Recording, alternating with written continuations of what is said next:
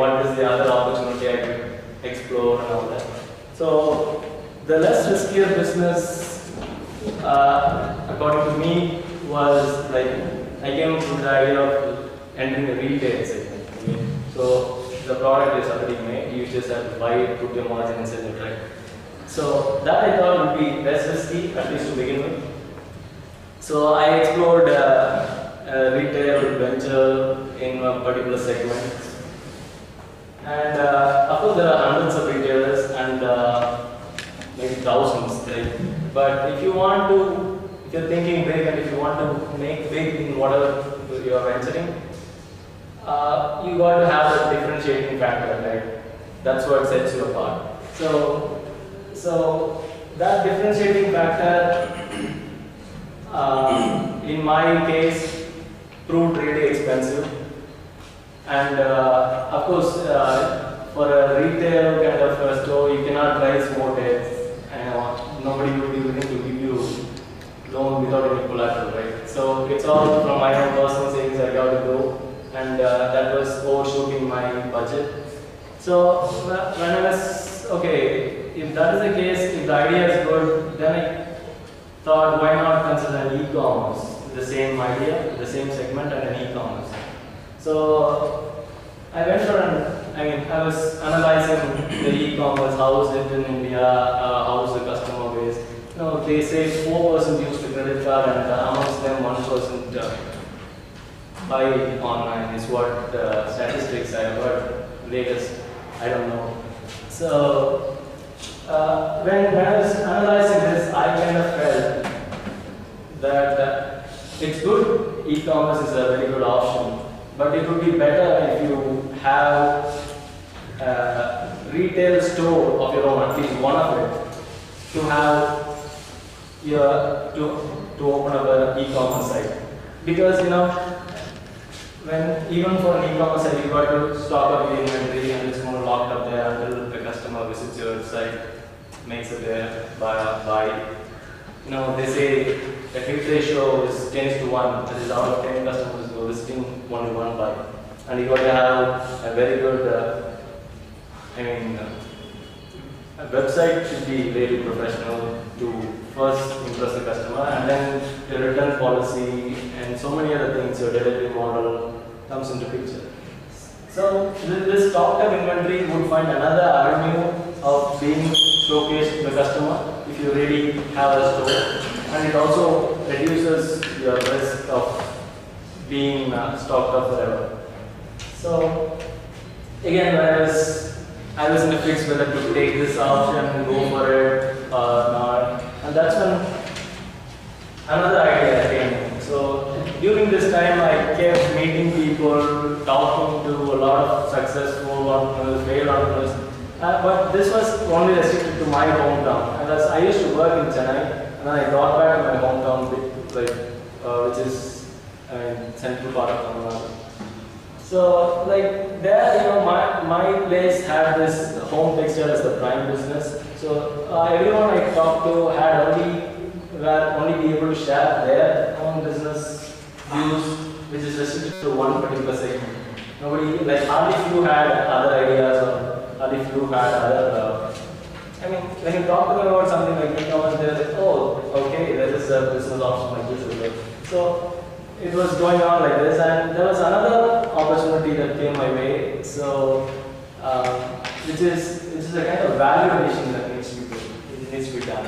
So I dropped this idea and then started analyzing that, which was a product that needed a value addition and be sold to the customer that was comparatively less riskier.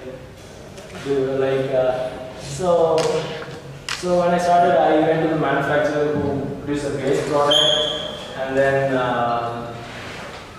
I did my cost analysis and everything, and then figured that it was a very low margin business. So it was when you say, so the only way to survive or make it big, that was to do in volumes. And these voluminous orders were being done by the person who was making that base material itself. So again, I was stuck. So where to go? It was like after hopping between these different ideas, my morale was at its all-time low, and I was wondering what to do next, whether it was a good decision that I made to go on my own or it was a bad one. And you know, also the social factors also added to it. You know, people would start looking down on you, start thinking you're a madman to do, quitting a high-paying job. You know, he used to be with CTS. Yeah, that's the 5 years with CTS, and one fine day, last year in the US, one fine day he quits, goes and sits in Karur, and 7 months he says, I will do something. Yeah, that's the brief of it. It's like, you know, when you're quitting a high-paying job, you're on the street wondering what to do. See, like, your lifestyle goes on a downward spiral, right? Which I was prepared to, by the way, though I wasn't having any flamboyant lifestyle when I was working. So, and you know, people start wondering, though my family was not lots supportive, you know, when people you interact with, you have to go out and talk to people when you really want to do something, right? So, they put you down, like, the way they talk to you is totally different. You might start losing friends. That's when you might get to know who your real friends are. And things like this happen. No, and even few people scare me about my marriage, you know. If you're an entrepreneur in India, at least in most parts of India, you're not a marketable entity in the marriage market. So if you're a successful entrepreneur, you have a slight edge though. Only slight. So those are the things. So I was wondering, I was stuck there. So I thought, what do I do next? But still, I wanted to be an entrepreneur. So I was thinking of doing a course, though I was aware that a course might not be the real thing that would make you an entrepreneur, but still it helps in networking, right? Which is a prime thing for an entrepreneur. So I was contemplating on that, and that's when I came across. So now I come to how I joined CARMA, right? So I used to read this entrepreneur magazine, which was introduced in India last year. So Nandini used to make an article there regularly. So one fine day I was curious to know what a startup was doing. I knew from an article that she is a mentor for entrepreneurs. But up until then, my idea of a mentor was, a mentor is someone who helps successful businessmen to be more successful businessmen. That's what, and it's a costly proposition. That's what my idea was, mentor, up until then. So, but curious to know what a startup was, I went to the website, and there was a job section. So I was wondering what kind of a job a startup company like this would offer. So when I clicked the job section, there was a one-liner that said, we are looking to hire talented people who are interested in working SME space. Okay, so SME space, of course I was trying my own luck in the SME space. Talented? No, I think I was a little bit. And that's all there is to the job description. I couldn't make much out of it, but then I was curious, so I mailed Nandini, and I got an immediate response saying, call me at 9 and we'll have a chat.